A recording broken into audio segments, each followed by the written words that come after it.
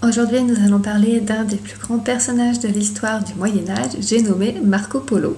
De Venise à la Chine. Pendant 25 ans, le marchand vénitien Marco Polo sillonne l'Asie jusqu'en Chine. Il y effectue de nombreuses missions pour le roi des Mongols. Ses récits de voyage fascineront des générations d'Européens. Une famille de voyageurs. Marco Polo appartient à une famille de commerçants vénitiens. Son père et son oncle ont déjà accompli entre 1260 et 1269 un voyage en Asie jusqu'à Karakorum. Dans cette cité, ils ont été accueillis par le grand Khan Kubilai, un des descendants de Gengis Khan. Le souverain mongol souhaitait alors se convertir au christianisme. Il les a donc chargés de transmettre une lettre au pape et de lui rapporter, lors d'un prochain voyage, un peu d'huile de la lampe du tombeau de Jésus-Christ. Le grand voyage. En 1271, les Polos quittent le port de Venise, alors l'une des villes les plus riches du monde. Ils repartent en Asie. Cette fois, Marco, âgé de 17 ans, est du voyage. Le voyage durera 3 ans et demi.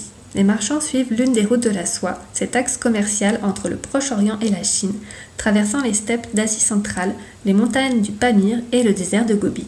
Les Polos ont donc parcouru l'Arménie puis la Perse avant de suivre la route de la soie en Asie centrale jusqu'à Cambaluc, l'actuelle ville de Pékin. Je vous propose de voir comment est représenté Marco Polo. À la mode mongole, Marco Polo adopte les usages et le costume de la cour du grand Khan. Il porte un bonnet bordé de fourrure de renard, un manteau de feutre. Il est équipé avec un carquois et des flèches, un étui à arc en cuir. Il a également un arc à double courbure, celui des cavaliers des steppes. Il est également vêtu d'une tunique longue et de bottines brodées. À la cour du grand Khan. En 1274, les Polos parviennent enfin à Cambaluc, l'actuel Pékin. Accueillis à la cour du grand Khan, ils remettent au souverain la précieuse huile du Saint-Sépulcre qu'il leur avait demandée. Marco se fait aussitôt remarquer en raison de ses multiples talents. Doué pour le commerce, le jeune homme connaît 5 langues, dont le turc, le persan et le mongol. Il devient vite l'homme de confiance du grand Khan. Mission en Chine. Marco est envoyé à Kinsai, en Chine, comme contrôleur de la perception des taxes, avant de devenir gouverneur de la province de Yangzhou. Il est émerveillé par la richesse et l'immensité de Kinsai, un port d'1 million d'habitants où l'on vend des épices, des perles et des soieries. Après 25 ans passés en Asie, Marco Polo, son père et son oncle rentrent enfin à Venise en 1295. Dans son Livre des merveilles, Marco Polo décrit toutes les richesses des cités chinoises, les épices, la soie, les pierres précieuses et l'or. Ces récits pousseront les navigateurs des XVe et XVIe siècles à partir à la découverte de ces fabuleux pays. Le Livre des merveilles, trop beau pour être vrai.